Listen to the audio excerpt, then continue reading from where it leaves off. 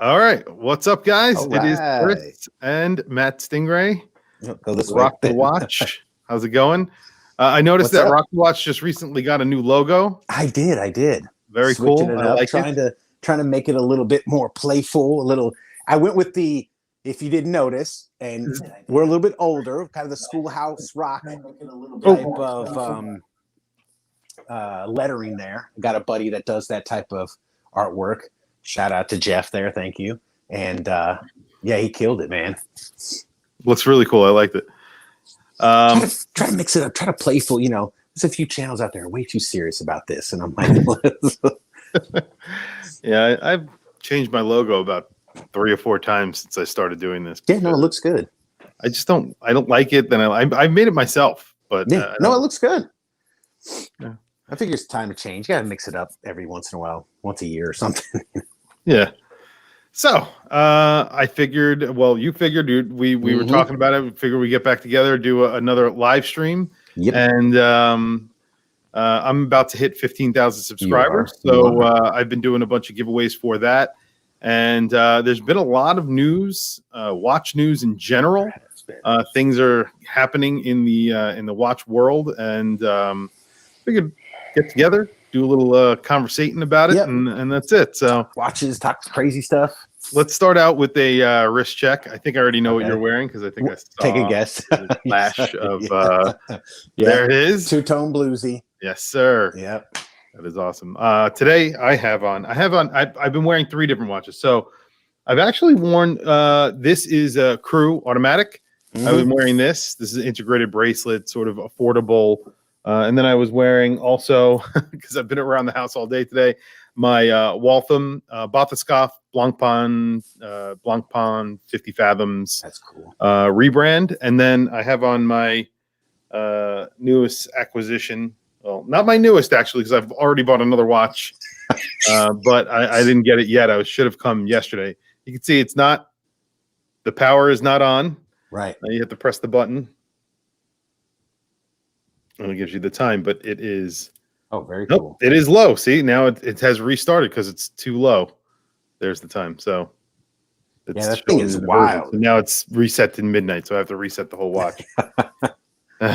So I have to get the capacitor changed on this. But I did buy this from Radcliffe Jewelers, and I spoke to Eric at Radcliffe Jewelers, and he was pretty cool about it. And I just said, I really like the watch. I want to keep it, but it definitely needs a new capacitor. And he went back and forth with me. I was just like, listen, I'll send you the watch back. I have no problem doing that. I said, it's just in really good condition. I'd like to keep it and maybe get it serviced because these are old watches. They don't really make them anymore. And he was really cool about it. And he was just like, I'll give you $29 back. I was like, no,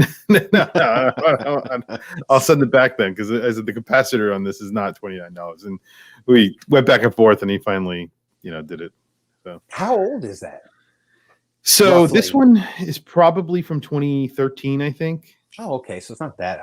8 years.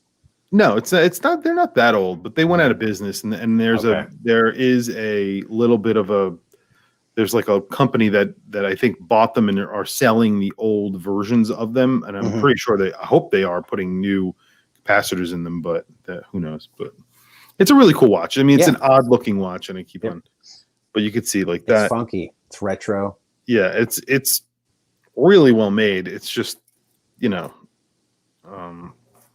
technology. It's a quartz watch, so it's like, Anyway, you would come up with some ideas for topics. I thought about some ideas for topics that we could talk about the video I actually released today. Yeah, you did. Yeah, we talked about the topics, and then your video hit, and I was like, there it is. Definitely, we'll talk about that because that's always a good subject. So maybe we'll start out with that. We could talk about Chrono Tokyo. What happened with Chrono Tokyo? That just happened, 2 weeks ago or a week ago. So for those of you who haven't seen the video, my camera keeps on going out of focus. I don't know why. For those of you who haven't seen the video, today I released a video where I talked about the gray market and some things that recently have happened in the gray market, but some things that actually happened a while ago.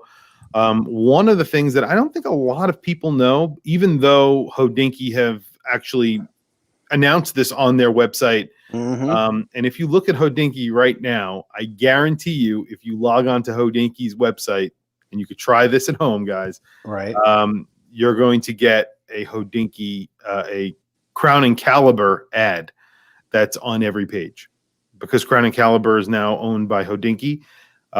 So I guess until they have it completely integrated into their website, like a portal that will be the Crown and Caliber portal, and when they probably are going to change all the branding and everything, because Crown and Caliber doesn't really fit the branding image, I think, of Hodinkee. I think what's going to end up happening is they're going to, just revamp all of Crown and Caliber. But if you go onto their website, it's Crown and Caliber ads everywhere. And then also De Bethune was purchased by Watchbox. Yeah.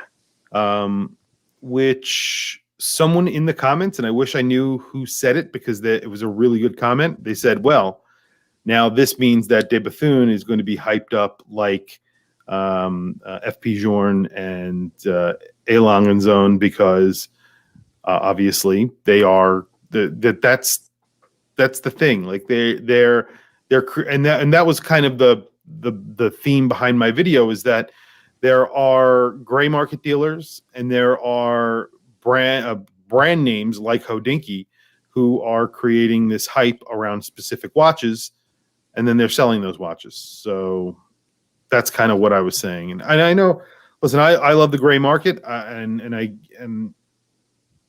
completely understand that a lot of this is just business, but it seems a little shady. What do you think?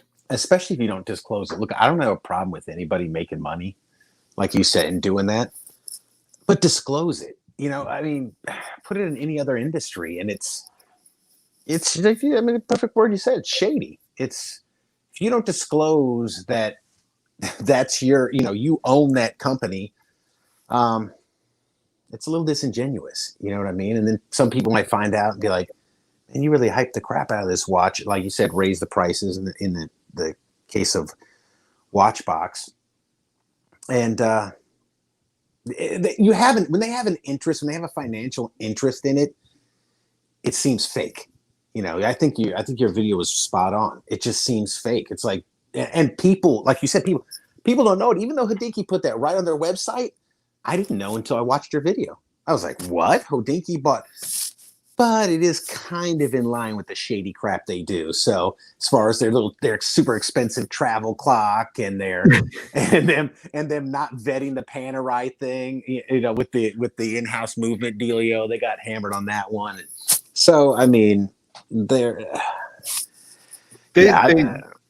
not infallible. They make a lot of mistakes, and and the thing is that also the one thing that really kind of, I don't know if I want to say it bothers me, but I think a lot of those sort of outlets like Hodinkee, they bury information. So in other words, yes, they will come out with an article that says we are now part of now we are owners of Crown and Caliber, but then they'll come out with 10 articles and bury it on top of it. So that if you go to their website and you go to their website between 10 and 10:30, it's at the top of their website.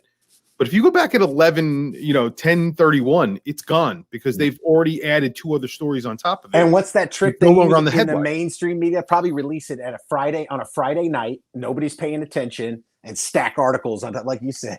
Exactly. Well, we said it. Oh, come on, guys. Come on. Yeah. You know what you're doing. Yeah. we got a bunch of people in the let's get some shout outs. So I see Dave is here from Just the Watch. Yep. Half Past Blog. What's Alton up, guys? Is here. What's up, Alton? 911 Dan. I believe he has a 911. I believe I've asked him this already. Oh, nice. I think he does. I think he has a 99. I think we've had this conversation. I think he has a 997. Dan, if I remember, I don't remember. I think you said you had a 997. Horse 60. AZ Taz fan. What's up, guys? Jeremy Rice. Welcome. Hope everybody's having a good long weekend. For those of us in the United States, it is Labor Day weekend, so we are having a Monday off, which is great. So yeah, I mean that was the gist of that video. I felt like I think a lot of people are saying this, but I don't think a lot of people have pointed out the exact sort of relationship that these brands have. One of the worst, though, and this is, I think, is Watchfinder and Co. Also, one of my favorite channels. Also, one of my favorite channels. Fantastic. Tim Masso, like I said, Tim Masso, I watch a lot. I love Tim Masso, but Watchfinder and Co. They get on, and there's two things that they say that bother me. He's like, when he gets on, he goes, I really appreciate it if you guys subscribe. It helps us be here. And I want to like put in the comments, guy, you're part of Richemont. Your business has nothing to do with YouTube. YouTube has nothing to do with them being there. Has absolutely nothing for them to be there. They will be there no matter what. So I don't know why they say that. And it's that I feel is it makes them look like they are this sort of grassroots, sort of really, down to earth YouTube channel, but they are not. They are a business, and every single watch that they're featuring is for sale on their website, and they don't say that. So you know what's funny about that is that's exactly what I thought it was. I had no clue that they were connected. I thought it was a random dude with the British voice. I was like, dude, this guy's got the perfect YouTube voice. This channel is amazing. It is. But now come to find out, the reason it's amazing is because it has really deep pockets. It's probably all professionally done with that Richemont money. I had no idea where they're connected. I mean, how would you? So first of all, now to me, I look at it going, okay, now you're just a propaganda mouthpiece for Richemont. What if take any other industry? You ever see that thing like that?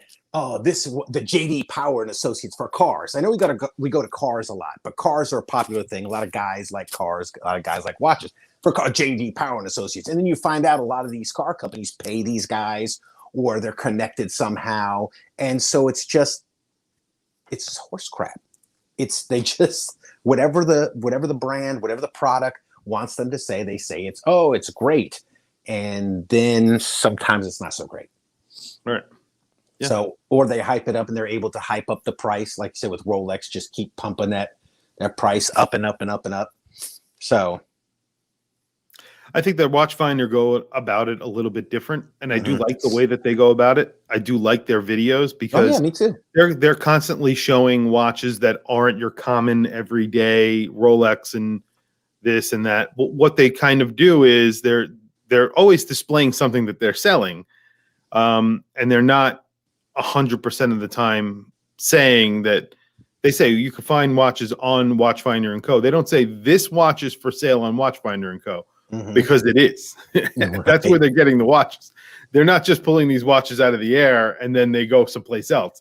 They go back up to the website and someone can buy that watch. So I think, and I say 99% because they just actually, I think they reviewed the Attore. Is what Attore was. I actually reviewed on my channel because that brand sent it to me, and they I guess got sent one or two. And they reviewed them because for the same reason why I wanted to review it, because it was a your work homage, which I think a lot of people who actually reviewed that watch didn't see that. But it was a pretty cool watch at a very affordable price, and that's the reason why they reviewed it. So I think that's great that they did that. Definitely not for sale on the Watchfinder & Co. website though. So I mean that's actually very So that I definitely say that's pretty cool. But sure, but you know what the difference is? Again, talk about your video. You nailed it right on the head because I thought about all this stuff before you did your video. And there is no question. You mentioned Federico, and that guy was top of my list. There is no question that he and John P are Del Rey watch. They mention it in there. Sometimes they showcase some watches in there. They say, hey, if you're interested in this, go over to delreywatch.com. We got there. We do that. And then they do their video a lot of times. Federico answer questions, asked off of Instagram, or he'll talk about a particular watch that he enjoys or a particular complication. But he always mentions Del Rey Watch. There's no question that channel and John P's are connected to their store. And I don't have a problem with that. I don't have a problem with transparency. Even if you said in the videos, somebody, you could do, I believe as a if you have an online store or a YouTube channel and vice versa, and you cross over, you start selling watches like Teddy Baldassar did. He sells stuff and he reviews some of the same stuff. He doesn't make too many mentions of, but he does mention. It's a lot of people mention Teddy Balthazar and Time Teller does it. Time Teller's got his Time Teller shop where he sells vintage pieces, and he'll mention it and say, "Hey, this one came in." I don't have a problem with that. But you're being transparent, and that's fine. And especially I think you could do an honest review of a watch and say, and still sell it. Somebody will buy it. Yeah, you might turn somebody off if you give an honest review to a watch, but it'll sit there and somebody will say, I don't care about that. I don't care if the bezel's a little bit misaligned. It's Seiko, or, I'm used to that. And they'll buy it anyway because they like it. So yeah, absolutely. You could still be honest and do that kind of stuff. Yeah, absolutely. Listen, this is, and just the watch, he actually has a good point here. Let me highlight this there we go. Has a separate channel where he reviews watches that he sells. So there is some crossover. I think he's reviewed a lot of the watches that he sells on his regular channel, and then vice versa. So there's definitely crossover. But I mean, listen, there's two things at play here. You can't blame the guy for trying to make some money. No. He's doing this for a living. There are other people that work with him now. He's trying to do this. I think he has how many subscribers? Talking about Teddy? Yeah. Yeah, it's over 200,000, 300,000. It's getting up there. Yeah. So he has like a team, and they need to make money. Like, sure. And there's going to be crossover. The lines are a little bit maybe blurrier than they were, obviously, before he had a shop. And, when he was selling, I think he was just selling straps in the beginning, and then he became watches, and then he became an AD for all these different brands. So now it's a full blown, real watch shop. But and good for him. Yeah, good for him. I think it's not a bad thing at all. But again, he does have a separate channel. He tries to be separate. So that's not bad. That's not a bad thing. Yeah. And I think that he now, like, a lot of his videos are just of watches that are they aren't all just he doesn't review a lot of micro brands and stuff like that. He's doing a lot of major brands. He's doing a lot of like Tissot and all the. So I mean, that has something to do with his shop too, I think. Yeah. But whatever. And he's hanging out with Mr. Wonderful. So Mr. Wonderful a lot, yeah. And he's going to look at watches and talk about watches, which is good. So that content is good because yes, he's sort of hawking his goods as well. But then he's going out and he's making content where he's showing different brands that he's not selling on his channel, and he's talking to someone who it's definitely not going to be but he didn't try to hide it either. And I think the website, isn't his website called like Teddy Baldassar, his store or something? He didn't try to hide it. It's not like he named it, I don't know, Ding Dong Watches or something, and say, hey, I really like these guys. And shade it up and be like, go over to Ding Dong Watches. These guys are good. And then you find out he's the owner. It's not like that. That's what that's what I think you have a problem with. That's what I think most people have a problem with. That's what I have a problem with. When you try, and I think their defense would be like, well, we didn't say we were not with Richemont. Okay, but it's lying by omission. You're not volunteering information that people, or the connection there, the personal connection that people would want to know. Yeah. So Richemont actually bought them. So they were an existing gray market dealer. And what Richemont did was what a lot of major brands are trying to do. They're trying to buy these gray market sort of outlets so that when they do have watches that they want to dump onto the gray market, they can put them through their own gray market dealers, like Watchfinder and Co. And now they could say, well, if I would have taken these IWCs and put them on the gray market, I would have had to sell them through Roman Sheriff or Crown and Caliber, Joma Shop, and they would have said, okay, we'll take these watches. We want 75% off, and we're going to sell them at a 50% discount. Yes. Off of retail. So they have a little bit of a margin, a little bit of a cushion, right? But instead of doing that, now they're going to they're going to start controlling the population. So what happens is, if they are able to, this is a big plan, and this has been in the works for a very long time for many watch brands, not just Richemont, but like LVMH. All of them. They've all started their own used programs as well, where they buy back used watches. Breitling Select is doing it, kind of a program. Yeah. So what happens is they start controlling this population of watches that will either fall into the hands of gray market dealers, or they can try and control the population. They can try and control the price, and they could actually get more money than they would have, because instead of selling it for 75% off, they're just going to sell it directly through their website for 25% off. And now that margin is not lost. That 50% is back. So the customer still gets it for the same price. No, the customer will not get it for the same price. No, I mean for half price. Same price if they would have bought it on the gray market. Technically, no, because what they're trying to do is they're so like a very good brand, a brand that I love and I follow is Lynn Verdelin. Lynn Verdelin has a used. So if you go onto their website, they have a used program. So you can go in there and they have all of their new watches, and then they have a pre-owned section. You go into the pre-owned section, MB&F do it, De Bethane do it. I'm not sure they're going to be doing it anymore. A bunch of other ones. They all have this, and basically you go into their website, you go into this other tab, and then they have their watches for sale. Now all of those watches are 25% off the retail. But if you go onto eBay, or if you go to a gray market dealer, there are already watches circulating in those areas, they're 50% off. They're 60% off. They're not the same. It's not the same. So the whole point is for them to make more money. Sure. And to actually start controlling the secondary market of the prices on their watches. And it's sort of like what Rolex don't do, but do at the same time. So. They're probably trying. I was going to say, and conversely, Rolex probably, it's very beneficial for them to let their watches end up out on the gray market, because they're selling it sometimes double the price, sometimes triple the price, close to triple. I mean, Daytonas are out of control. Yeah.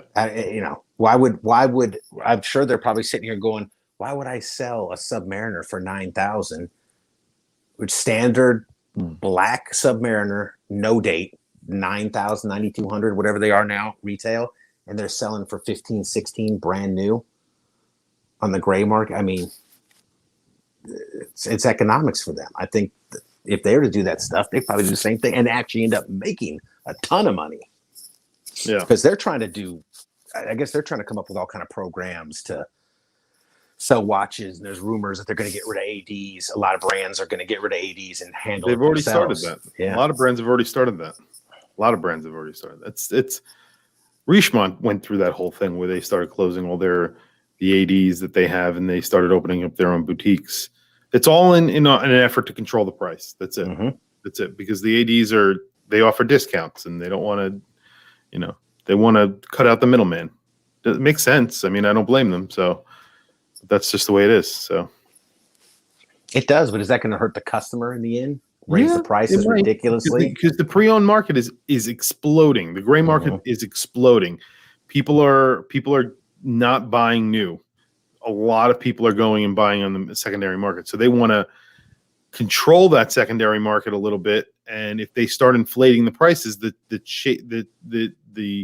appeal of buying on the secondary market will become less. They can't really control that much of the used market unless they start buying back their own watches from individuals, like certain brands already do. But that gray market they could definitely control, because they're the ones who are actually liquidating the watches. So that's it. Yeah. So that's it. But anyway, you want to move on to the next topic? I think we've talked about this. And I also did a video about it today, so I don't want to lose too many people.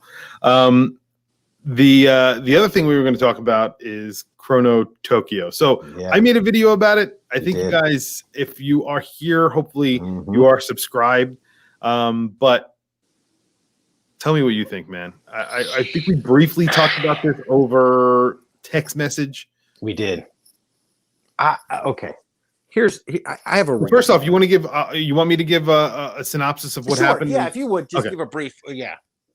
Chrono Tokyo, small Japanese micro brand, ran by, and I won't even pronounce his name because I will not do it justice. I cannot speak Japanese. A very famous Japanese independent watchmaker who makes some really awesome, complicated, high-end watches that sell for tens of thousands of dollars. Tens of thousands, not just 10,000, tens of thousands. So 50, 60, $100,000, right? He has a smaller brand. It is called Chrono Tokyo. Chrono Tokyo, and I don't say that exactly correctly, is a brand that sells basically two different versions of watches. So they sell a time only, which is powered by a Miyota 9039, and then they sell a chronograph, which is powered by a Seiko NE88 or an NE86 or something like that. Now, I believe the chronograph sells in the neighborhood of around $3,000 or $4,000, and the time only sells in the neighborhood of about $2,000 or 17 and change. That's a lot of money, in my opinion, for a Miyota 9015, considering you can buy a watch from like Second Hour or any other brand that do these watches. I think I have a $200 Bulova with that movement in it. So exactly. So definitely a lot more, there's a lot that goes into the dial on these. The cases are completely polished. So I know people go crazy about this, but the fact is they are completely polished. So yes, the polishing is good, but there are no facets to these cases whatsoever. So the price is not justified. And this is something I've had an argument with someone before on. I don't think the price is justified, especially considering that you're getting a 9015 and it's an all polished case. If there was some other, elements here that actually made the cost go way higher than, and then they make it very difficult for you to buy. So they have like lottery systems and timed entries and all this other crap. And then they came out with, and then what we're going to talk about is a watch with a Tiffany blue dial. That's basically it. So whatever they want to call it, that's what it is. It's the exact same watch that they sell to the men who buy their watches. It's the 38 millimeter all polished case with a blue sort of railroad dial. I think it was railroad. I don't remember. And it is a Tiffany blue dial. Now, this was actually put up on Instagram, and they said that if you want to buy this watch and you are a man, you cannot. So you have to be a woman to buy this watch, and to prove it, you need to show us your Instagram. And if you are a man who has an allocation, because if you've previously bought from them, they will give you an allocation, then you can purchase it for your wife or girlfriend. However, again, you need to provide evidence that you are buying it for your wife or girlfriend. Meanwhile, they made this big hoopla, but they really didn't change the watch and make it for a woman at all. They made their men's watch with a blue dial. It's kind of right. Anybody could wear this watch. It's BS. It's literal BS. But what was bad about this is that a lot of people jumped on board and jumped on them. Backlash. There was a backlash over it because, first off, Justin Frost is someone that I follow on Instagram. He is, I don't remember what publication and why I don't remember this. I think it's not Time and Tide, but it's one of the major watch publications. He does tons of watch reviews, but he also constantly posts. I think he's like 10,000 posts on Instagram. Wow. He's constantly posting. And I mean, maybe it's not 10,000, but there's a lot. And he constantly is posting in his story. And he immediately came back because he is, I believe I want to say he's gay. I don't know. I'm not sure. But he came back and he said, well, what if you don't have a wife or a girlfriend? Right. What if you don't prefer that? And Chrono Tokyo was just like, they were dumbfounded. Dumbfounded because they came back and then they changed it and said LGBTQ also welcome. So now it was like, what? Now they're like changing their story, and then they came back like 3 times, changed the post, and then eventually they just came back and said, we'd like women to wear this, but you just purchase it.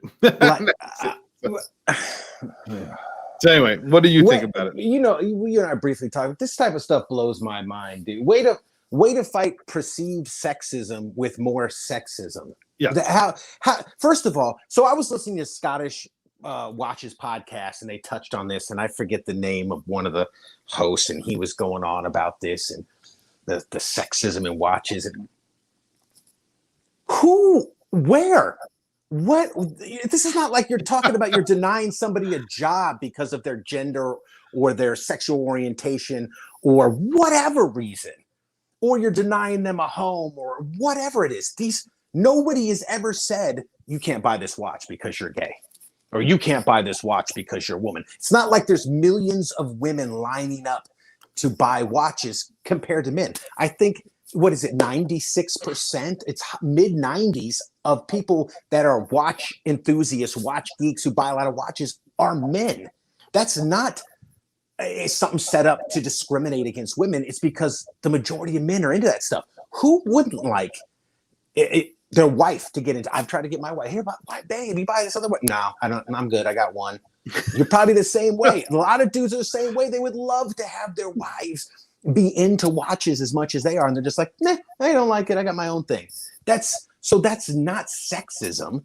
This thing on the Scottish podcast kind of got me irritated because I'm like, bro, you're talking about purchasing watches, and a lot of days you're purchasing them over the internet. Who the hell knows who they're sleeping with, or what gender they are, or what they're buying it for? Why don't you just put your watches out there, and people will buy them? People will buy them. I don't know who's sleeping with who when they're buying a watch. I don't care. Just buy my watch. Someone said on my comments, and they made, and again, I wish I knew who the hell it was. I forgot. And I wish the person was here, but I would give them a shout out. But basically what they said was, if you're going to make it, if you're a business and you're going to make it that difficult for me to spend my money with you, I'm just going to take my money elsewhere. Yeah, I was like, okay, I wouldn't buy one of them shits anyway. But now it's really, that's, well, that just blew my mind. Because you know what? Real quick, insert man in there and imagine what would have happened. And they were all shocked, like,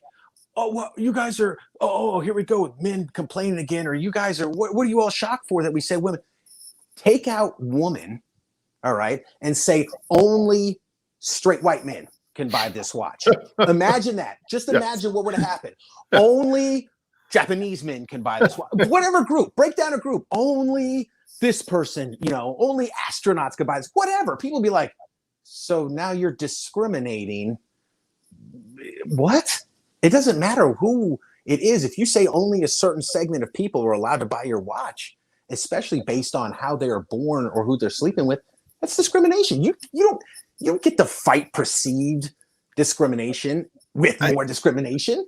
It blew my mind because the other thing is that, in my opinion, and I think a lot of people feel this way, watch brands should just they should just make watches, and that's it. Like, if they want to do something good, do it on the back end. Don't tell me about it. Donate to a charity. Whatever. Donate to. If you are worried about who's buying this watch, let a bunch of men buy the watch and then donate a whole bunch of women money to a woman's charity. There you go. That's it. Don't. He's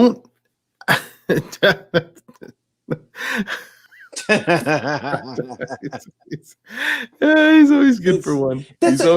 Look, guys. He always has something funny to say. Right. That's a good one. This I'm not going to read it, but this woke bull crap that's going on across the globe is ruining everything. Yes. It's ruined professional sports. It's ruining everything. Please just keep it out of watches. It doesn't need to be there. It does. Keep all your politics. I don't want to know the politics of anybody in the chat. I don't care. As long as you like watches and you're into the watches, I don't care. Keep that, like you said, keep it elsewhere. Donate the money. That's funny too. I read that one. That's a good one. I mean, I don't care. If you like the watches, if you want to talk about watches, if you want to nerd out on movements and sizes and is it cool, just come at me with that. Don't come at me with all this other kind of, I don't care who you support and all that other kind of shit. Just make not good watches. If you guys focused on making good watches, maybe you'd sell more instead of this crap. Yeah. I mean, you know. Yeah, I listen, like I said, I don't, I've handled one before. I think they are nice, but I just don't think, I think that they want to make an all Japanese domestic watch. That's fine. Sure. I get it, but a 9015 is like a 9039 from Miyota is like, it's at best, it's a $30, $40 movement for them.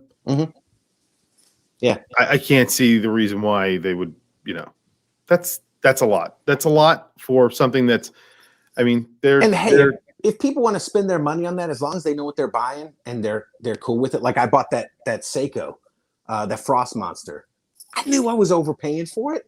I got more money than sense. I knew I was overpaying for it. Absolutely. I'm like, okay, I'm taking it in the rear end on this one, but I wanted it. So I said, you know what? There ain't no other outlet out there. There was 2 on eBay. I said, all right, fine, whatever. I know I'm taking it in the shorts. Let me just buy it. And I bought it. So I knew ahead of time what I was getting into. I'm fine with that. Absolutely. I agree with that. I mean, if it's something that you know is never going to be made again and you want it, I get it. So if someone wanted that, if it's even if it's a Miyota 9015 and if it's going to be rare and they only make 500 of it and blah blah blah, and you want to spend $1,700 on it, then go ahead. Yeah, it's the whole. I think it was the whole telling people that only one group of people could buy it. Because, like I said, insert anybody else in there, and there'd have been outrage with that too. I don't know why some of these people are surprised. And what? Let me ask you this question: if anybody out there knows. Where I have never heard or seen any discrimination in the watch world of who's going to buy watches. 100% of the people selling watches and watchmakers don't give a crap. They just want your money as long as it's green. They don't care if you're handicapped. Run the gamut. They don't care. No. Money. If you walk up and you're willing to pay $50,000 for a Daytona, they don't give a crap if you got blue hair, if you're space alien. They don't care. So this idea that women are being, because I've heard it from other places, they're being blocked out in the man's world. Where? If a woman came up to me and was into watches and she wanted to spend the money, here you go. I'll take your money. It's just more that same old. Buddha Guns is in here, man. God, he hasn't been around for a long time. I haven't seen What's him up? I hope he was okay in the flood of. Because I know he's in Brooklyn. Mm-hmm. Right, he's in Brooklyn. I think so. Yeah. Yeah. So, so that's it. I mean, I'm gonna ask if you guys if anybody has any questions. I know I posted a little thing before in my community page. Just wanted to get some questions from people, but obviously I posted it really late. So if there are any questions, definitely ask away in the comments. Otherwise, we'll just move on to another subject, whatever subject that is, whatever we decide to talk about. You know what watch I wanted to talk about? It's a watch that I actually just bought. UPS is terrible, so I should have already had this watch. And I'm so pissed off because I really wanted it, because now I got to wait until Tuesday to get it, which really pissed me off. I know, guys, if someone who works for UPS, I'm sorry. Mm-hmm. I don't like you. Sorry. I bought the Bulova mill ships. Okay. So that's the Bulova mill ships that they just they initially came out with it on Hodinkee. I didn't buy it through Hodinkee, so thank you very much. I want to preface that. And anybody who is thinking about buying it, don't I mean, buy it any way you want. But there is, if I've never bought a watch through Zales before, but Zales, which is like the mall. Yep, just like Jared. It's like Jared, exactly. They're an authorized Bulova dealer. I mean, it's Bulova. I mean, that's why it's a mall. It's a mall watch. It is. And they have they have it up for $1,400 for the limited edition. And then I think that the non-limited edition is like $600, which is still, even at those prices, I still think it's kind of expensive. So I bought the limited edition, the Swiss model version. Bulova is actually sending me that exact watch to review, which I'm going to have to return. But I bought one anyway, and the one that Bulova was sending me should have been here on Friday, and it didn't come. So I would have already had a review out because I'm super excited about this watch. And I don't know if a lot of people really understand that watch. So I did a video, got pretty good track. I think I was like 20,000 views. Just a video previewing the watch because I was so excited about it when it came out. And I don't think a lot of people really understand that watch. I don't know Bulova mill ships or Tourneck Rayville. Which one would you buy first? So that, Roderick, is exactly what I'm about to talk about, because in that in my video where I was previewing that watch, a lot of people came out to me and said, this is just an homage. Tourneck Rayville is just an homage. If you want the real thing, buy a 50 fathoms. And it kind of like, I was like, you know what? They're right. But then I thought about it and I was like, wait a minute. They're not right. Because technically, the Tourneck Rayville was actually a name that was around in the 1950s, 60s. And then this guy who owns MK2 Mark II actually bought it and now is coming out with a new Tourneck Rayville 50 fathoms, which is an exact copy of the 50 fathoms, except it says Tourneck Rayville on the dial, and Tourneck Rayville was essentially the whole thing that happened basically in the 1950s. There was the Buy U.S. Act. The U.S. Navy was looking for a watch. There were a few watch companies that sort of got into the race. One was Rolex, but it was a Submariner. The crystal popped out, so they didn't want the Rolex Submariner. One was the mill ships from Bulova, and one was the Blancpain 50 fathoms. Now, the 50 fathoms, because of the Buy U.S. Act, couldn't actually be the watch that they chose, but they wanted the 50 fathoms. Bulova came up with the mill ships, which is essentially an homage to the 50 fathoms, but it happened in the same year. So they looked at that watch and they were like, we can make that watch. So they made that watch. Very similar, but not an exact copy of the 50 fathoms.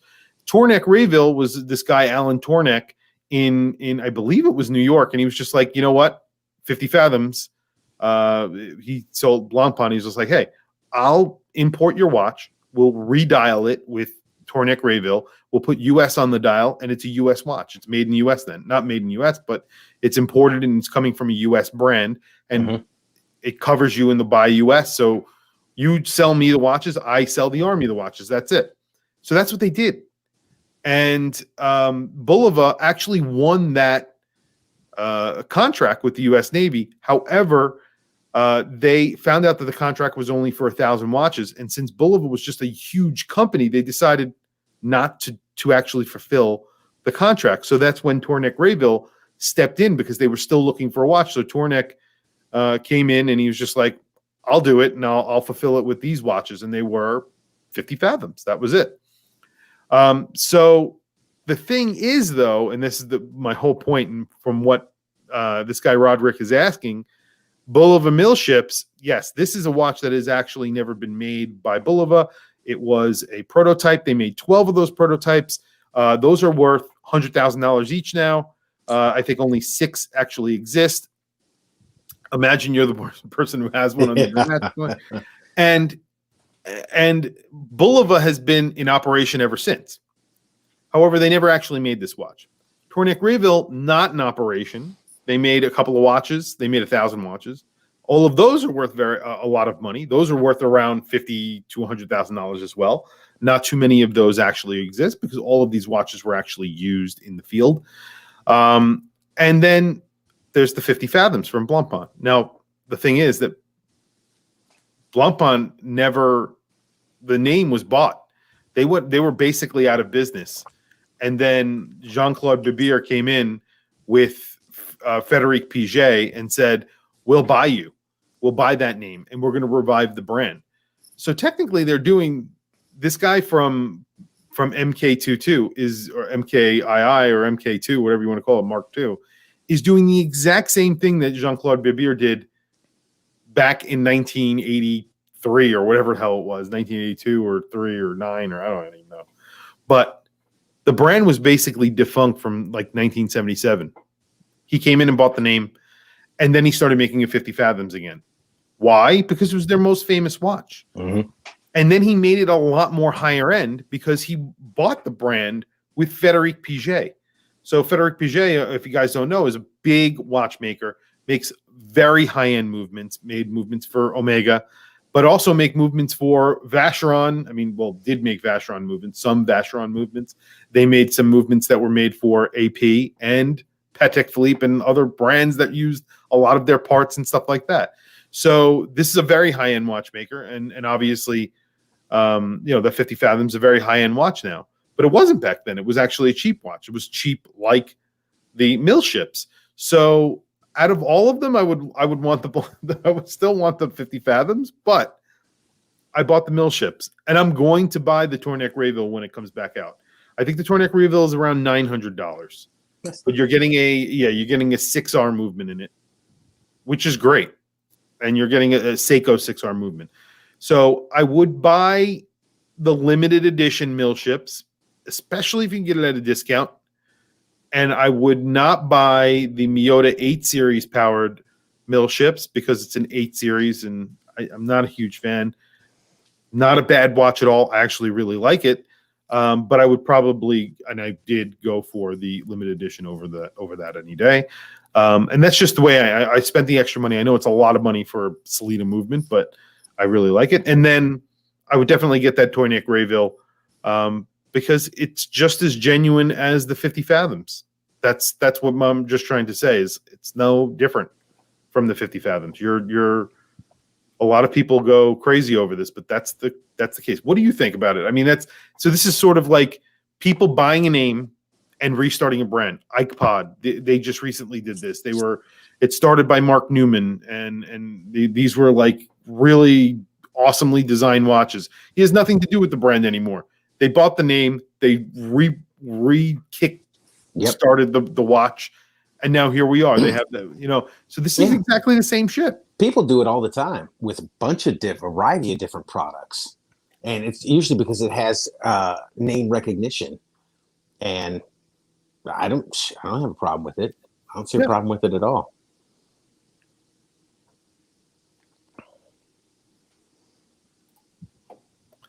This is a good question. Well, for me it is, but what are your thoughts on the new Accutron? The regular ones, not the electrostatic models. I really like them, and I'm getting one in for review. So they make a field watch with a white dial. They're all Sellita powered. I think they are beautiful. Now, do you know the watches I'm talking about, Matt? No, I know the one you have, the electrostatic one, don't you? One's like 44 millimeter or something. It's 45. 45. Okay, yeah. It was I have electrostatic. I love that watch. Yeah, it's cool. It's beautiful. Like it's just, I think that's it's made by Citizen, so it's a lot of money for a watch that's made by Citizen, but it's a proprietary movement. No other watch has it. It looks pretty damn cool. And when you're wearing it, it's not like wearing an automatic movement. All the action is on the dial. So there's a bunch of spinning things going on. It looks cool. It looks like a skeletonized movement. But it's not. It's just cool. But the Accutrons that are coming out are extremely high end, and I'm getting one on my channel because, and it's not mine, it's lent to me by Accutron because I want to display that. I want to show people what Accutron can do. Accutron and Bulova obviously no longer together.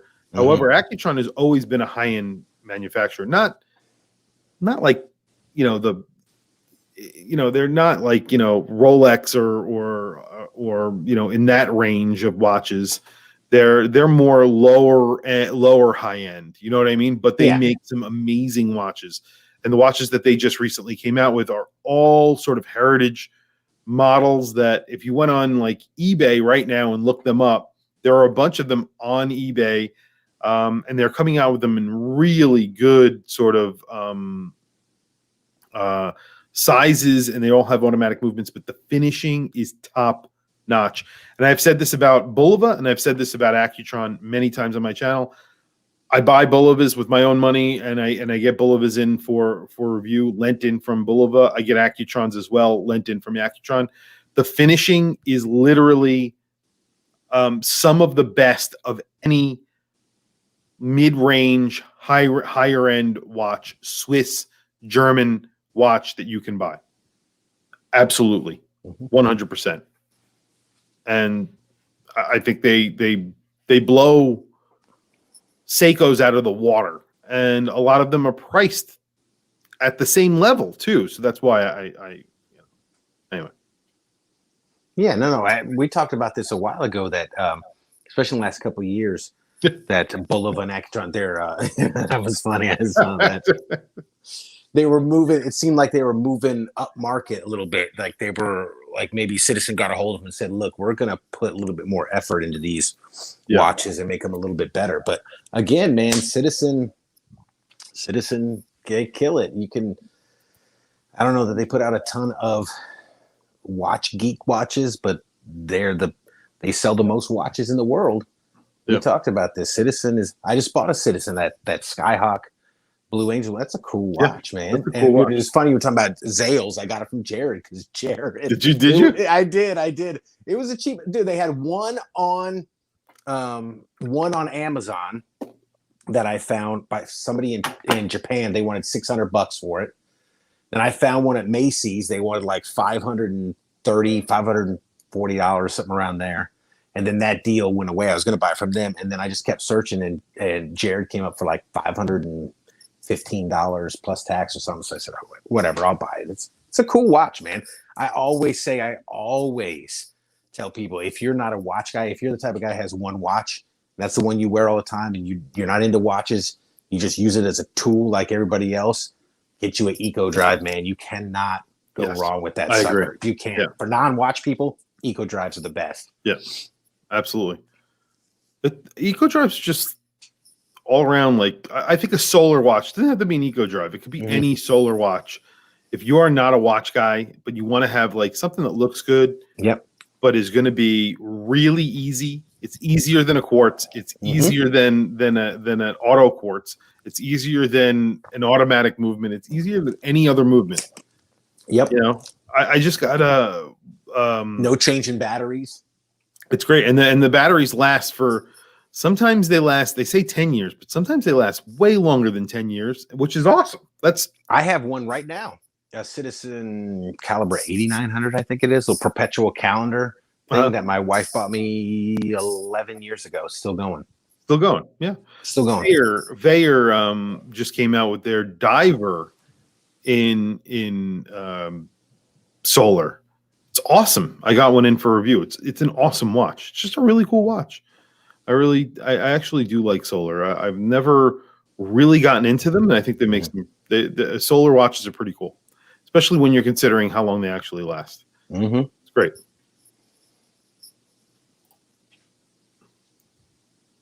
Christopher Ward SH21 movements.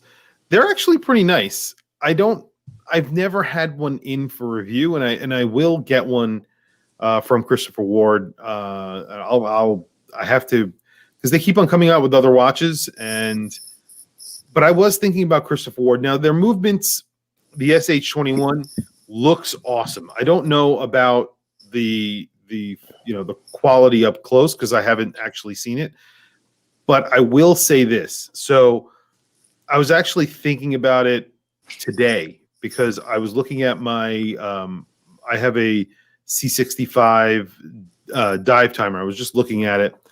I didn't wear it actually today, but and that's the new like weird decompression timer that they have, and I bought it. It was limited edition. Anyway, I was looking at the case, and the case is finished so nicely on that watch. Have you ever reviewed a Christopher Ward on your channel? I haven't. No. I'm going to send you this watch. Okay. I'm going to send you this watch because whether or not you like the dial, it doesn't matter. I like the dial. That's why I got it. But the case, the light catcher case that they make on Christopher Ward is awesome. They really do. It is. When I was one of the guys I work with is thinking about getting a watch. He wants to get a Tag Heuer Aqua Racer. Nice. And I want to tell him now. I like the Aqua Racer a lot, but the Aqua Racer that he's looking at in automatic is going to run him around $1,600. Right. Okay. And he wants something that has a recognizable name. And I understand that. I flat out asked him because that's when people ask me about, watches. I was like, well, do you care about the brand name? Because if you care about the brand name, I'm not going to suggest to you something like Christopher Ward. Because people are going to be like, Christopher Ward? I've never even heard of it. And it's I get it, because when I first was collecting, I kind of was thinking in those terms as well. And then eventually I actually rapidly got out of that. And I was just like quality. And then I went back to that, and you go back and forth. Right. Yeah. But Christopher Ward, I think that if you are comparing, and this is again my opinion, I love the Aqua Racer, but I think that the Christopher Ward light catcher case I think they have a better finish than Tag Heuer. A lot of Tag Heuers that I've handled. There's a lot of like mid lower range Swiss luxury watches, specifically from like Hamilton, Tissot, all of those brands. Christopher Ward blow them out of the water. I use Tag Heuer. Maybe not Tag Heuer is not a very good comparison because Tag Heuer do have some amazing finishing. But for the money, you're going to get Tag Heuer does a little bit of kind of cost cutting crap, especially with some of it. Plastic movement holder in that watch. But that dive timer, I paid 600 and I got like 10% off or something. It was like $600, 600 something bucks on a bracelet. It's one of the nicest $600 watches I've ever handled. And I've said this a million times. They are amazing. But that's that's me. So is he going to go with the Tag because of the name? Yes. Yes. I didn't suggest the Christopher Ward because I asked them that question and then I was just like, I'm not going to, thoughts on the latest Zelos Sky Raider released this past week. I like it. I like it a lot. It looks really good. It's You're always scratching the door. It's your dog? Yeah. Your dog always makes she scratches the door. All right, go lay down. The Zello Sky Raider. Did you see the new release? I did. I think it's like $1,400. I think it's like a little Mirage. I like it. I like it a lot. I don't like it on the bracelet though. Really? I don't like it on the bracelets. The only thing about that watch that I don't like is that there's like these end links that are like these big weird end links on there. I don't think it looks good. I don't like it. It's a ETA movement, so it's a 64. It's a Unitas movement, which is great, and it's fully finished. And they like skeletonize it, and they put like PVD coated areas on it. And then they're also making their special cases with it and everything. But I think it looks great. Yeah, they're cool looking, man. I got that. What's that other one they just came out with recently? I still have that Mako. The Mako 3? The titanium one. Do you like it? I do. I left it in the box. I'm not going to wear it or anything. But no, they cleaned up a lot of stuff, especially stuff you pointed out with a sharp thing on the clasp and all that stuff. Man, they knocked that stuff right out.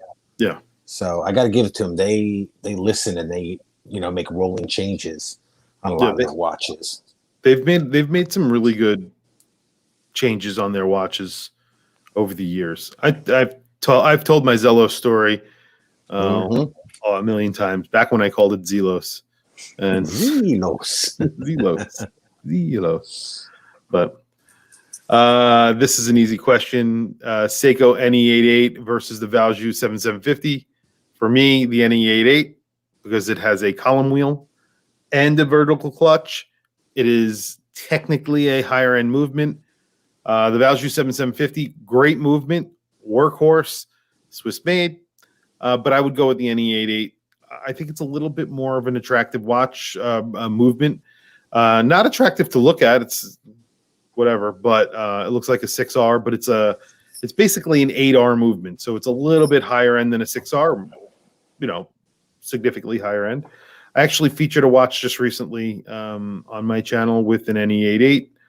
And that's not KNOT, and they are pretty awesome. That's pretty awesome. There are a few brands that use the Ne88. One of them is, no, I forget it. There's a few brands that use the Ne88. It's very rare though. Hublot. No, I'm just kidding. Yes. Did you Yema, that's it. Oh, Yema, dude. Yeah, but they've been having a lot of problems with maybe it was with their in-house movements breaking. Yema, I'm a little weary about Yema. Yeah. I've done some videos about Yema. Yema. And I've handled some Yemas. I would buy a Yema if it's below $500. I would not spend over $500 on a Yema, especially if you're putting an Ne88 in it and they're charging like $1,500 for it. I wouldn't buy it. Because the finishing on the case for me is not very good. So speaking of Hublot, did you happen to see it? You know that Paul Thorpe channel? Are you familiar with his channel? Yep. Did you see the latest video of him? He basically said he couldn't understand why the hate for Hublot.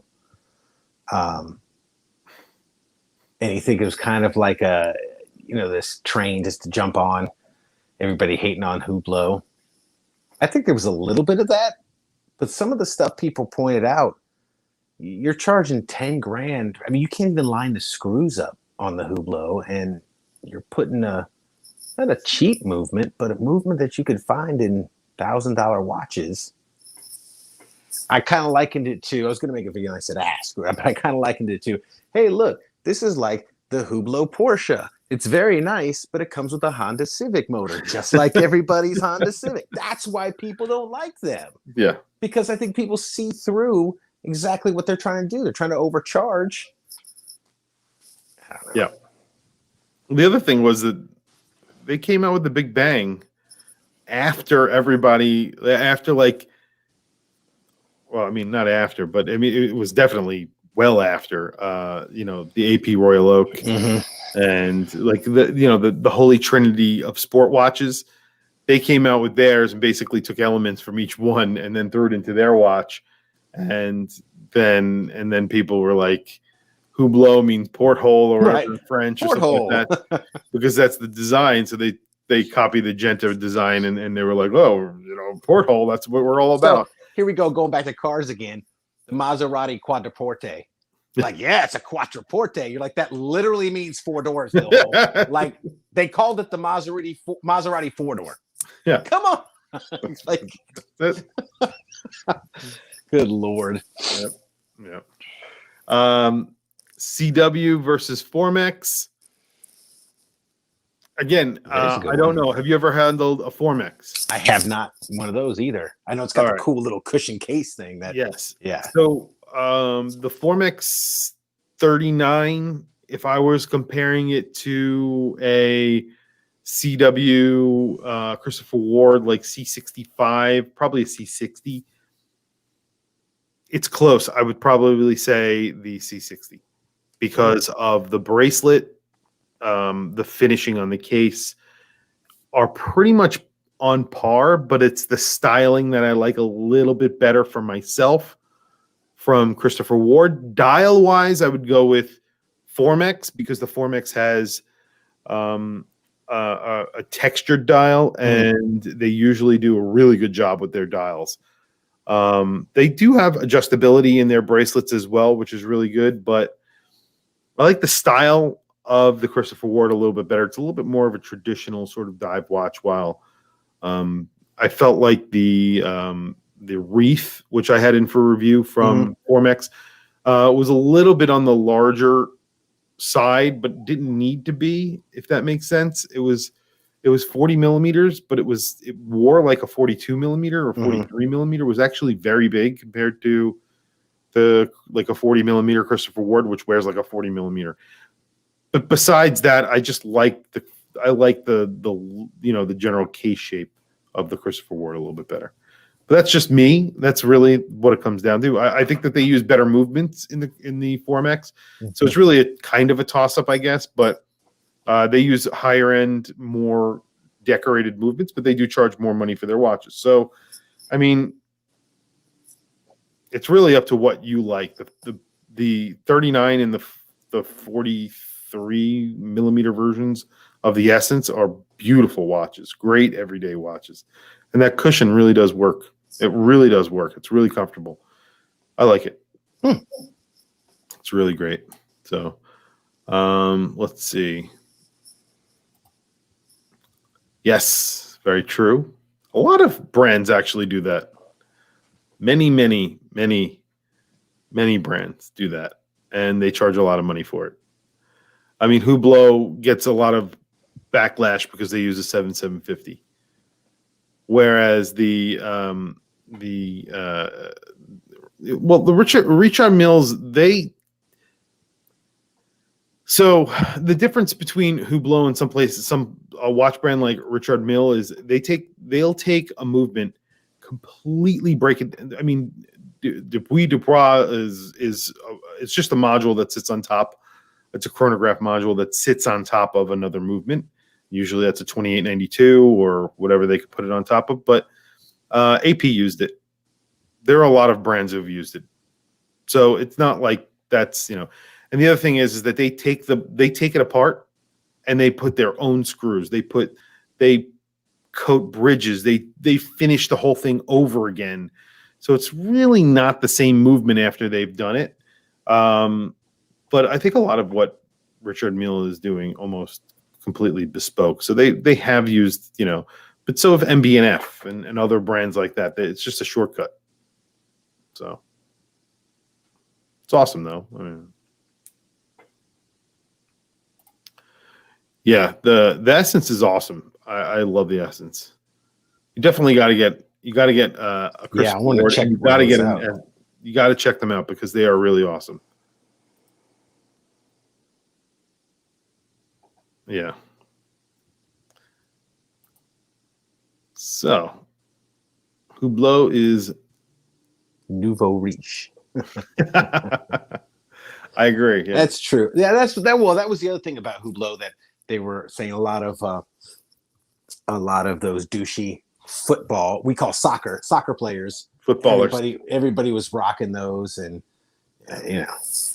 Usually when you see a guy wearing a Hublot, he gets out of a Lamborghini Jeep and he has like ripped jeans and like it's not an Affliction t-shirt, but it's like it's like a brand that costs way more money, but it's basically an Affliction t-shirt. It's like it's got whatever on it, and it's just screaming, I paid $1,000 for a t-shirt. Yeah, please look at me. Because that's you can. What'd you say? I said, because I paid $1,000 for a t-shirt and you can't. That's what those shirts exactly say. Those shirts scream, go be poor somewhere else. Exactly. It's like I think it's on Reddit.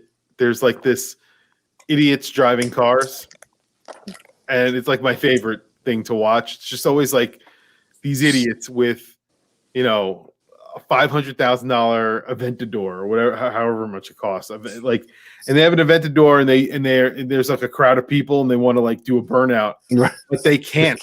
And when they do it, they just crash into another car. And it's like a Honda Civic, and it's like this guy is fucking. Sorry, I just cursed. I'm supposed to curse on these things, but this guy's on his way to work. You know what I mean? He's on his way to work. He's driving his Honda Civic, and some guy with an Aventador just crashes into the side of his car, and he's just like, what the heck? Yeah. That's the guy. He gets out and he has his Hublot. He checks his Hublot, make sure it's okay, and then he just walks away from it. That's the guy. Yeah. Well, there's plenty of people like that out there. I mean, whatever. It's life.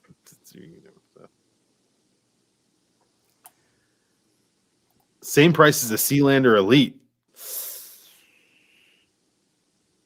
I like the Sealander Elite. I really do. It's really nice. I don't know. It's a tough call. Depends on what you like, but I like like I said, I like the case on Christopher Ward a lot better. So, yeah, I don't know. I told you the only problem I think they're watching. They had this one that looks like I think it's sandwiched between two blue sapphire crystals. Yeah, you can see through. That thing looks awesome. And I know have people say that, but it's just the logo. If they could fix it, for me, I know it don't bother you. It's certain things like the power reserve on the front of the Grand Seiko Snowflake. It don't bother me, but some people have been like, I hate that right there.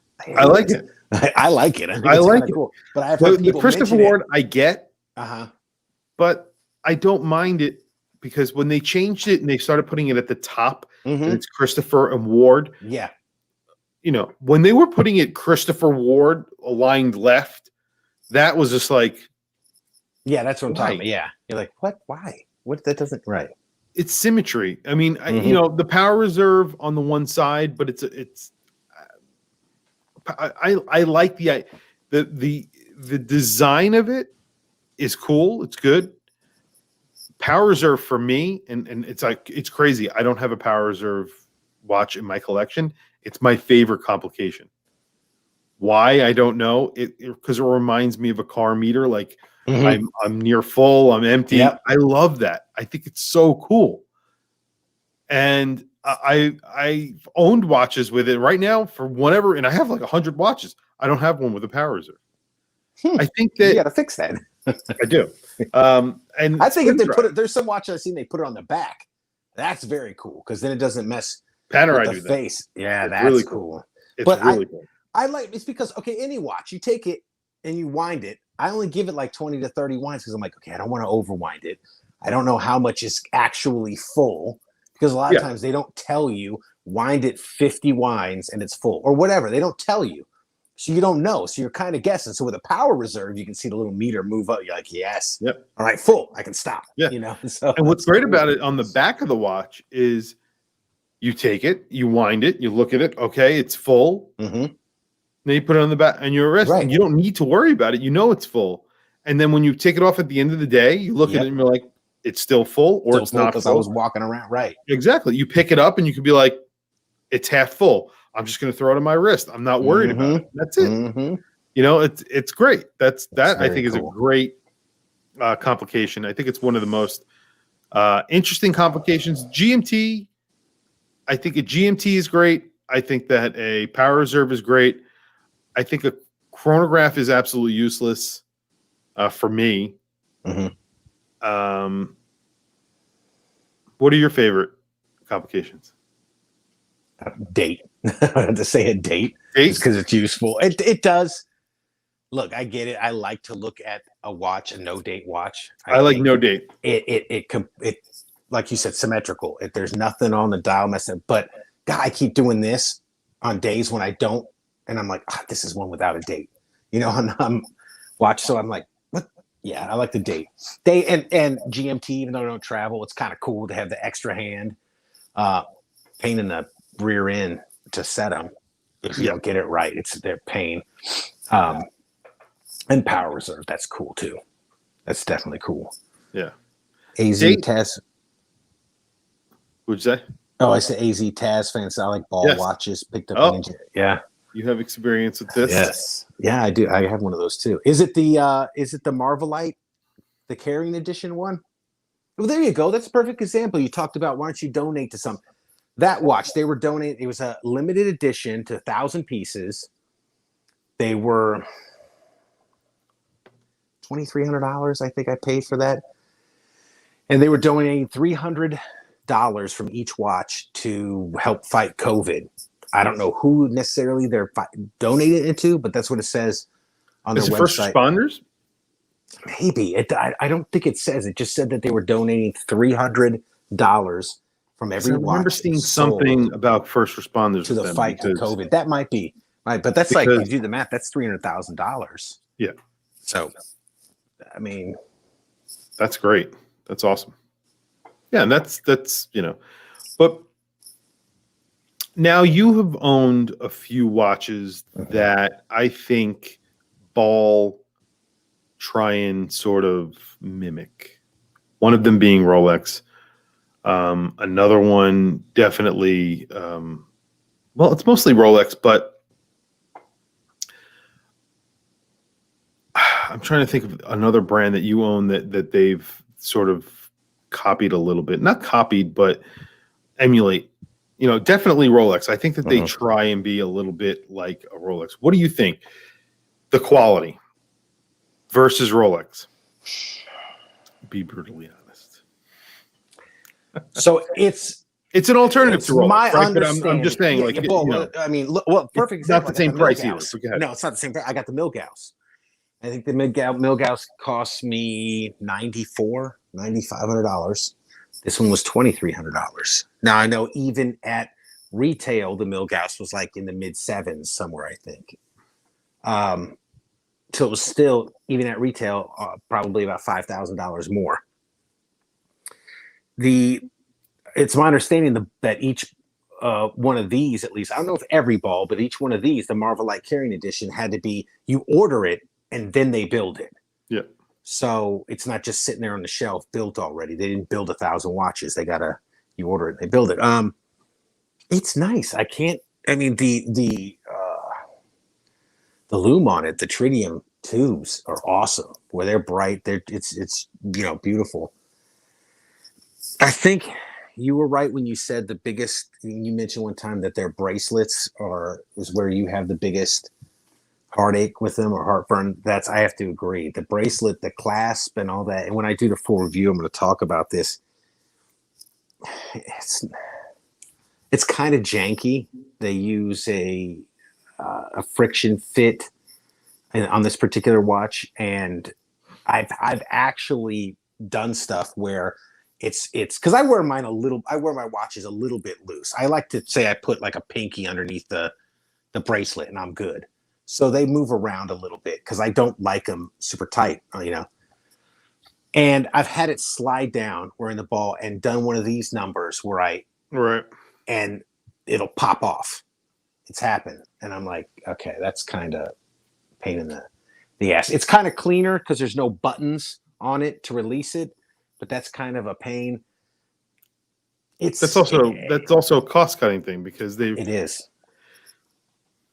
And I'd say it's worth $2,000, but it's not anywhere near Rolex or I don't even know who else, like you said, makes watches. What quality would you say that Tag Heuer is? Breitling, are they on the same level? Or I'd say it's in that range. Yeah. No, I would. Yeah. I would say it's Breitling might be a little bit above them, but it's in kind of that same. You know what? It's probably I would say they're probably in like the Frederic Constant range. They're pretty close into their price point in the $2,000 to $3,000 range. You probably fit pretty good in that, I like the way that they look. Like I said, though, I've had a couple I've had a couple of balls. I've had a couple watches. I have a couple of ball watches in ownership over the years. The most recent one was an Engineer. I don't remember exactly. It was that. I don't remember the exact model that I had. It was a blue dial version, black bezel. I think it was black bezel. Or it was black dial, blue bezel. I don't remember. I reviewed it on my channel. I really liked it, but I did not like the bracelet. I thought that the bracelet was really subpar. It had the in-house movement, which I don't see a lot of their watches having anymore for whatever reason. Every time they send me an email with a new watch that they are coming out with, it doesn't have the in-house movement. So I don't get what's going on with that, why they're doing that. All of them have ETA or Sellita movements, which is weird. Yours has a Sellita or an ETA? I think so. I'd have to go back and look. I think so. I think it's Sellita, I think. They were going in house for a while, and it had like 80 hours of power reserve. It was like a Powermatic 80 type deal, but it was their own proprietary in-house movement. I don't know what happened. I don't know. Yeah, I do like their GMTs as well, but I think that they go this sort of Pepsi Batman color route a little too often. Yeah, I told you. I think when they start, 'cause the biggest problem I had with them were those weird looking, janky crown guard flip over. I mean, they were just huge. No, that's I can't. I didn't like those. So when I saw these, they look like an Explorer. You're right. They're like Rolex. They look like an Explorer, an OP, a Milgauss, that kind of stuff. And yeah, they're okay. They're nice. It is a nice watch. I mean, Yeah, they're beautiful watches. I think that they do a good job. I think that they have so much they can do with their watches. I think that they just need to, if they just, I don't know, they just changed a couple of things on those, people would be singing their praises as well. It's sort of like Christopher Ward. Like if they just put CW on their dial instead of Christopher Ward, mm-hmm. or, I feel like they're, if they listened a little bit more to the community, they would just, they would blow up. I think that their quality is very, very good. But I think you got, if somebody says Christopher Ward, for example, perfect. If most people are saying, I really like your watches, but the logo, it's got to go. You got to change something about it. If you hear that from one person, you're like, okay, that's your opinion. If you start hearing it a lot of places, you're hearing it multiple times, you're like, okay, maybe we should switch this up and see what happens. You could always go back to it, switch it up and see, I'll give it to Formex. Formex did it. They got a bunch of feedback about their logo. There's nothing they can do about their name now, which a lot of people think sound like a feminine product, or it sounds like a feminine product, which I agree. I mean, it sounds like some like a gas additive that you would add to your gas tank to boost the octane. You know what I mean? Mm-hmm. But I mean, it's their name. They're not going to change it now. They've been around for many years. I think like 20 years or something like that. Changing the name would make no sense. So it's Formex. So they changed the logo though. So they did try and make it a little bit different. And you can never satisfy anybody because people immediately came out. Yeah, immediately people were just like, "Oh, I wish they go back to the old logo. I like the old logo. Oh, the new logo, whatever." So I don't know. Yeah, I mean, for the people that are actually buying your watch, these are the people that are going to spend money on your product. Listen to them a little bit. Like I said, there's some crackpots out there or people that just want to stir the pot or like nitpick everything.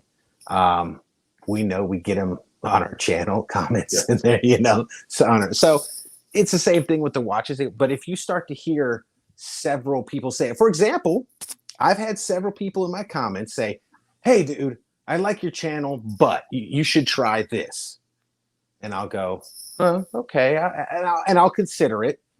And then I hear it from another person. And then when I hear it a third time, I go, okay, this is something that obviously other people are noticing and not commenting. So maybe I should switch it up. Maybe I should try this or try that, or, So same thing with the watches, man. Yeah. I agree. That's where the micro brands I did a whole video about that as well. Micro brands have a little bit more ability to just, move with the flow. You know what I mean? Zelos is a really good example of that. I'm actually excited about a Zelos that's coming out pretty soon. I think I've already talked about this. I think we talked about it in our last live stream. I really want to get this watch. So they're listening to they keep on improving. Like you said, they've always had problems with their clasp. They had problems with finishing, and they keep on upgrading, making it better, making it feel better. I had a second hour watch in for review. I have to do the full review very soon. Great watch. Looks great. Feels great. Nicely made. No quick adjust. and it costs, I think, $400 or $500, maybe $500 or $600. I think it's worth the money. Whatever it is, I knew when I was looking at it, I thought it was worth the money. But when I think about it, I could buy a Zelos with the exact same movement for the exact same price, except that Zelos gets micro adjust on the fly, whereas these other watches don't. And I think this is because Zelos listens to everyone in his Facebook group, and he says to himself, and he's asked the questions, and I've seen the questions because I'm part of the Facebook group. What if I put a micro adjust that was quick release that was similar to Christopher Ward on my watches? Would you guys like that? And if I could do it for a $10 increase on the watches, would you guys be willing to pay that? And the feedback would be, yes, this is great. Yes. Oh my God. Yes. Oh my God. Yes. And then, he did it. Did it work well? No. The first one that I had was very rough. And even the last one I had was pretty a little bit rough. But guess what? No matter how rough it is, it works. And I'm not going to be sitting around just playing. You're not going to be snapping it on and off. Right. I'm not going to be doing that. And if I did, it'd probably break in and work perfectly fine. Right. Number one. Number two, it has it. So the finishing and the feel of the clasp is great, and it has functionality in it that allows me to eat, sit down and have an entire piece of pizza and 6 sodas, and then expand a little bit because I've just consumed a lot of sodium or whatever it is. Yeah. And I could say, let me adjust my watch a little bit, and then put it back on, and I'm comfortable again. Because you know what? I gotta tell you, and this is just a fat guy problem that I have on a very regular basis. But me too. Just like when your pants are too tight, when your watch is too tight, it's not comfortable. I don't like it. No. You constantly go like this. You're like, I'm adjusting it. And I end up taking it. I undo the buckle, and I'm just standing there, and I'm like rubbing my wrist while the watch is down on my arm, and I'm like, like this. And then I put it back on, and it's sweaty or whatever it is.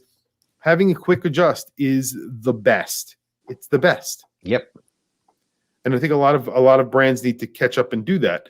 And that's what I'm saying. So they'll listen to their brand. They'll be able to, they'll listen to the people, and then their brand will be able to adjust very quickly. That's what they've been doing. And that's what's making them successful. So I'm waiting for this other watch that they're going to come out with, which is their slightly higher end dive watch with a Valjoux Perret movement in it.